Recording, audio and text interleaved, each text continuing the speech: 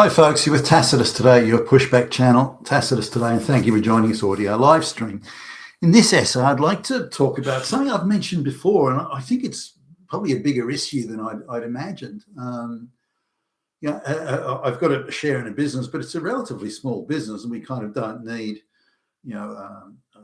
job application, employment management software in the same way as a bigger organization would, or an organization maybe like I don't know, a takeout food store that does home deliveries where they need lots of pizza drivers or something like that. So we're not really in that space, so it's not something that I personally come across. But I got a little promo email that came in, and I happened to see it, where it's a piece of software that purports to be able to allow you to look at your employees, and it's kind of a database, I guess, but it filter your employees on the basis of how many black lesbians you have on staff, how woke it is, do you have how many straight white males do you have, and so on. So they say, well, look, you can.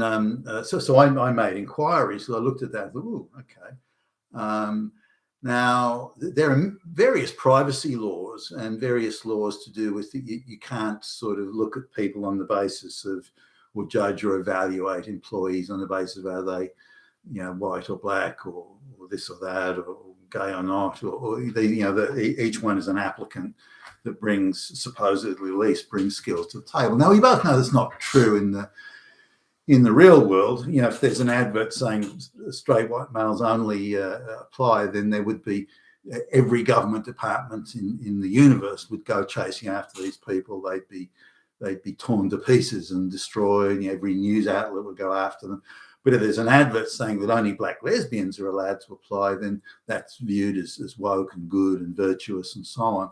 So this particular sort of job application, I don't know what you call it, sort of job application employment management software, says that they have these dashboards where you can have a look at, you can put in, say, well, our quota should be that we have 50% of our staff should be black lesbians, and you can put that in and it'll give you a running report as to just how far behind or close to, those gender and race and sexuality objectives. So you can filter by sexuality, preferred sexuality. You can filter by almost anything. The thing that they claim, though, is that you can put these categories in without the consent or knowledge of the job applicant or the employee.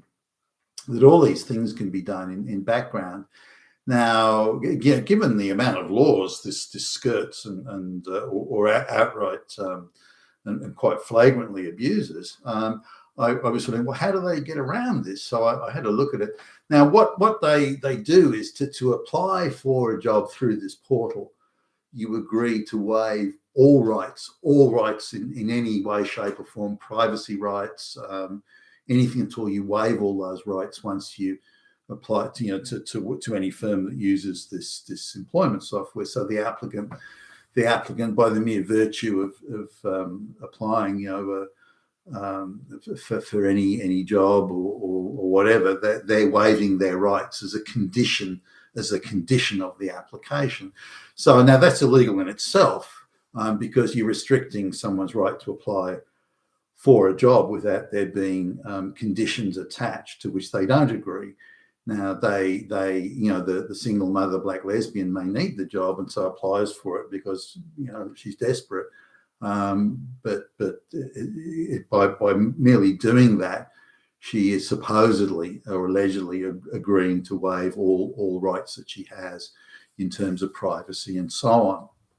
So, and having her data collected, so her data or any applicant's data is now being sold off to any other third party, and they're keeping records on what you're saying on your CV. So if you say in your CV that you worked at the ice cream shop or something like that, but then you're applying for a job that doesn't involve ice cream, so maybe you don't mention the ice cream.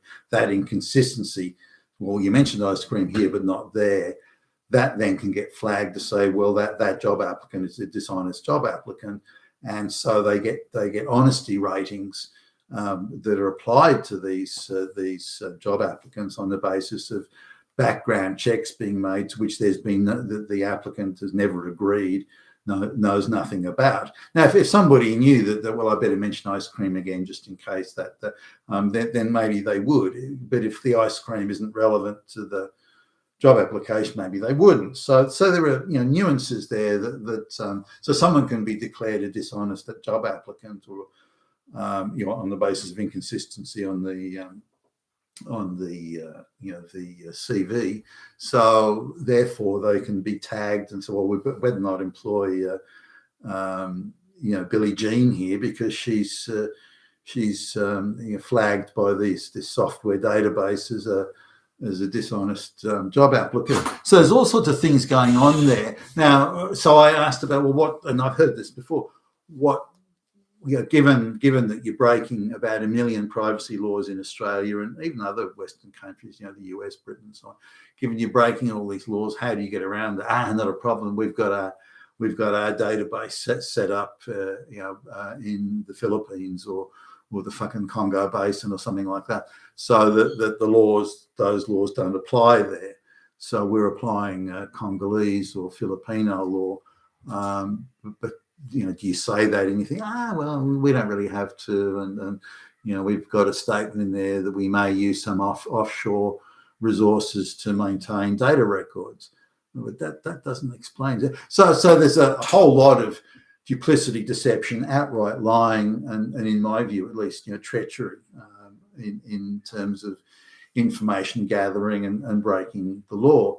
But there are these companies, these businesses, I don't know whether they're even aware of it, because it involves a lot of government departments and local government councils, things like that, are pretty much all, or many of them, not all, but are signed on to this, so that they are openly associating with organisations that are brazenly breaking a whole series of privacy laws and other laws. Why would they do that?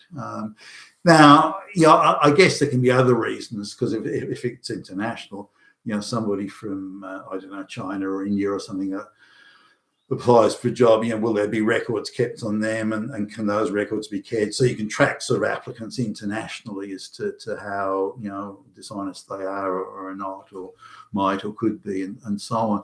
But the issue here is this is all done without the knowledge or consent or approval of the applicant.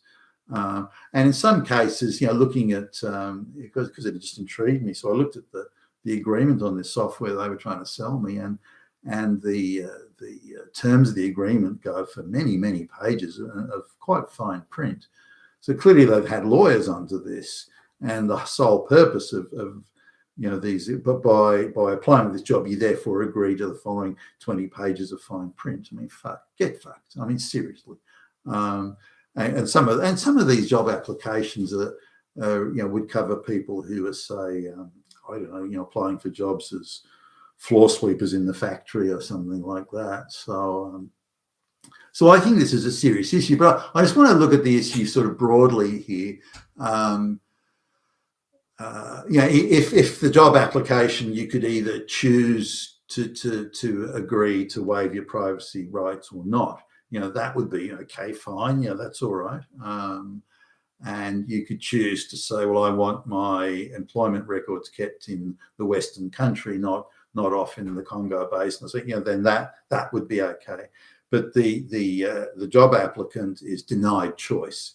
If you want to apply for a job here, you must agree to these terms, which are, in my view, are illegal, and the extent of the loss of privacy is quite obscene.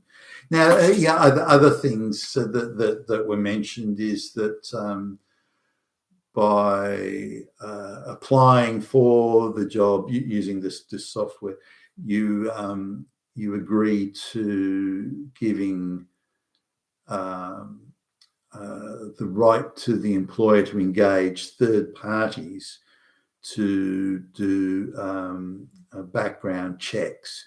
But the background checks aren't itemised. They're very vague sort of terminology, where there appears to be no precise definition of what a background check is or what it might involve. Do they check for making sure that somebody, for example, hasn't been in prison, say,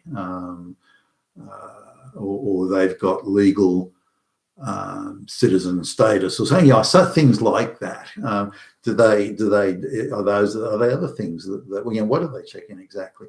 Now, this particular software also has the option where you have to pay extra for this module, but it can actually tell you how many job applications the person's made, a job applicant's made, where they've made them, what was the job, what was in their CV, and this sort of thing. And go, whoa, that's insane. Now, again, the people aren't being asked to agree to any of this, and I think that's important. But I just want to go on a few other things. I've mentioned these things before, but I think this is a massive issue that should be taken up, generally and broadly. I just recently made a sales inquiry on I went to a company's website and I wanted to buy it, but they didn't appear to have exactly the thing that I wanted, but it was close, and I wasn't sure, given their product range seemed to be a little bit sort of vague almost. I thought, well, I better make an inquiry to see, do you have that left-handed screwdriver? And so I sort of did the inquiry. What I didn't even think twice about. I just did it, and of course you have to give like your email address so they can respond and that sort of thing, which seems fair enough on the surface. So I asked can you tell me if you have a left-hand screwdriver? Then I went back. I hadn't got a response, so I went back and just noticed the terms and conditions. I thought, what terms and conditions? I'm just asking if you got something or not. And you look at the terms and conditions, and by asking about a product or even using that portal, it says below that you're agreeing that your information, in this case, your name and email address, can be collected and can be used for whatever purposes they deem they want to use it for without your consent. So again, you're waiving your privacy rights and waiving your line item consent of anything purely on the basis that you used that inquiry portal. Now, if you then look on down, which I did, and look on down and see who owns that portal, it's got a company supposed to own it, but that company is in turn owned by another company, which wouldn't, and this is what really got me to do this video.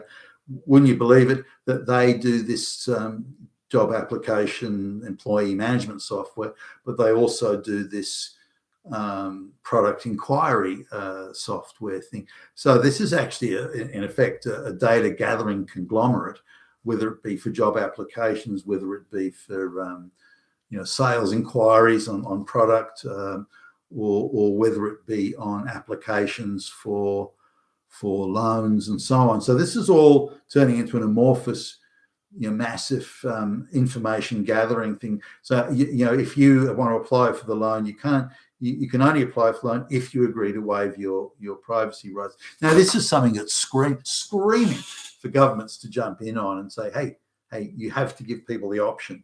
If they want to waive their rights, then fine. That's okay. If they want to give you permission to do background checks, fine. If they want to give you permission to gather their private data for sales inquiries, fine.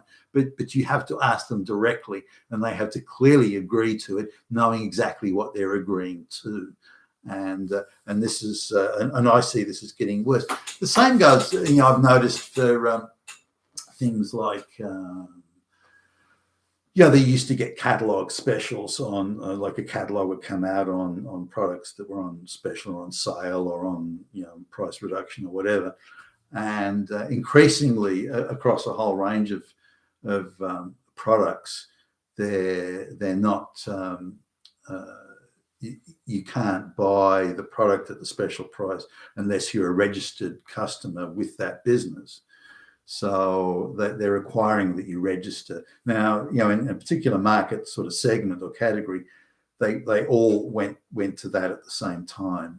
So clearly that's collusion. They're owned by different businesses and companies, but all the players in this game, it's probably slightly more than an oligopoly.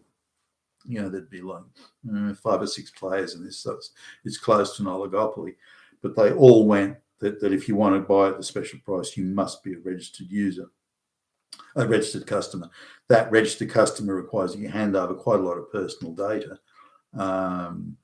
You know, apart from like phone numbers and email addresses, things like that, that you give that over to them. But then again, if you read the fine print, by doing this, and they don't explain this, it's not there, it's far from obvious. By doing this, you give them the right, you know, they now own your data, and they can do whatever they want with it without your knowledge, consent, or approval. But if you want to buy at the special price, you have to be registered. You don't get a choice. Now, I've got a problem with that again, because that denies consumer choice. If you want to give up your privacy rights, that's your business. And as long as that's very clear, that's what you're doing, I'm okay with that. But the choice, you have to have a choice. You can't say, they can't, in my view, you can't discriminate against one customer. Well, you won't give us your private data and waive your privacy rights, so we're not going to sell to you, or we're not going to sell to you at a price that will sell to someone else. You know, the legality of that, I'd seriously question. But it should be the government pursuing that. The government, in my view, is allowing this illegality, if not encouraging it, to take place. And of course, this is across a range of things. And I think that's where we're heading overall. I think you won't be able to buy or sell or do anything until you're registered. And that registration is going to involve private data. I mean, you could sort of screw up the process by, say, changing your mobile phone number every month and changing your email address, or you could sort of do that, I guess. But really, more and more, it's resulting in every action you take is being controlled, monitored, and data is collected without your knowledge or consent, or you will be denied the service unless you register, unless you agree to waive all your rights of privacy. You know, the example being of someone's not allowed to apply for a job unless they waive all their rights to privacy. I mean, what a load of fucking bullshit, for goodness sakes. You know, and these people, the floor sweepers and the I don't know, the dishwashers, pizza delivery people, they don't understand the legalese around that. So I think that's an outrage and should be a number one action item list for any Western government. You've been with Tacitus today, your Pushback channel. Thank you for listening.